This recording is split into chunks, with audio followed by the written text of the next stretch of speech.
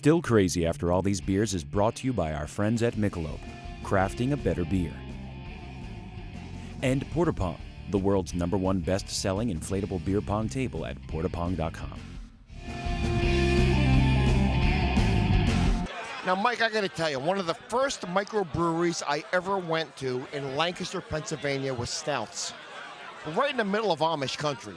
Smack that. I went to the beer festivals. I went to the, they do 2 or 3 events during the course of the year.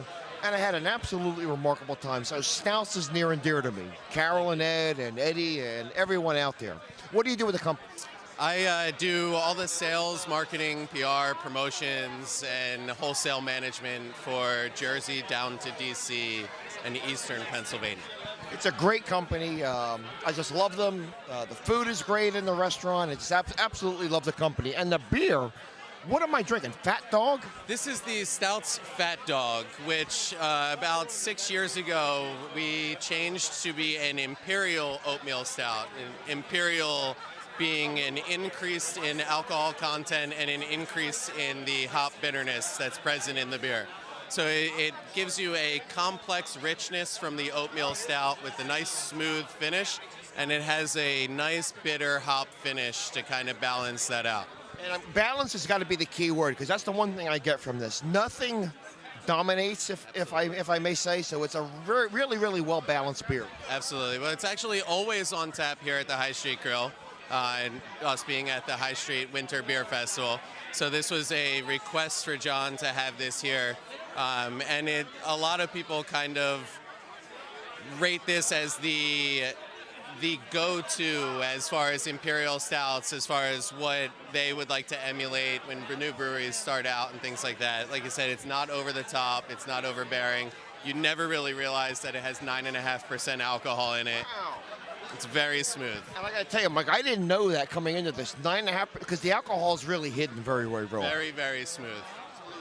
That's part of the danger as well. Yeah, well, all of our big beers are very dangerous.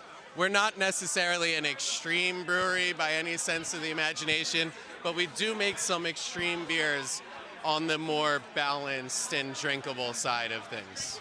And, personally, and, they say there's vanilla and chocolate in the world, but what I look for personally is a balanced beer, and that's what I really like. And that's got to be the key word for the Fat Dog Stout. Absolutely, and we like to think that's the key word for all of our beers, and not just our beers, but also our bread and our cheese and everything else that we do up at the brewery. We're artisanal, we're European, we're handcrafted, small batch, family owned, and well balanced in every aspect of what we do. You guys do some great festivals. I think I mentioned earlier, you do about 3 a year. I'm thinking June, August, and October maybe.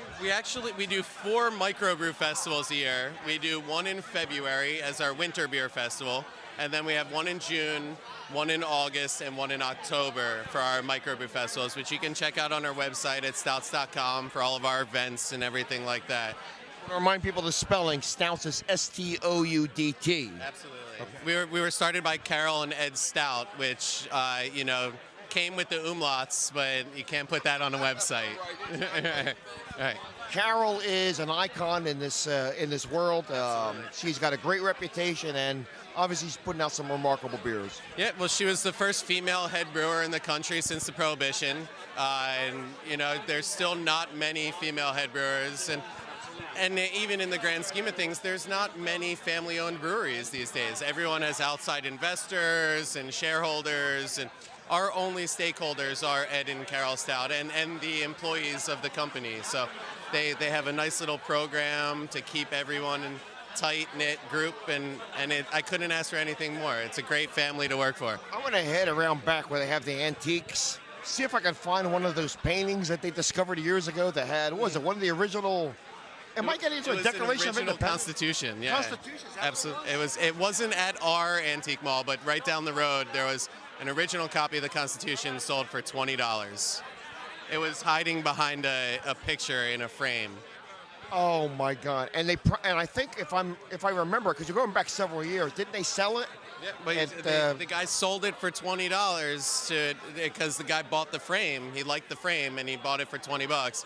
Brought it home, took the picture out of the frame, and found an original copy of the Constitution in the back.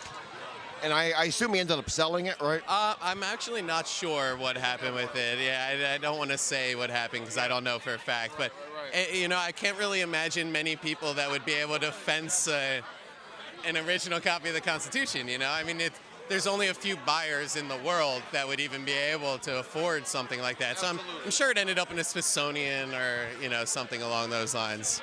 Great beers from Stouts. I tell you what, if you're ever on the East Coast, head to Adamstown, Pennsylvania. Adamstown, Pennsylvania. It's right off exit 286 on the Pennsylvania Turnpike. We're 2 miles off the exit.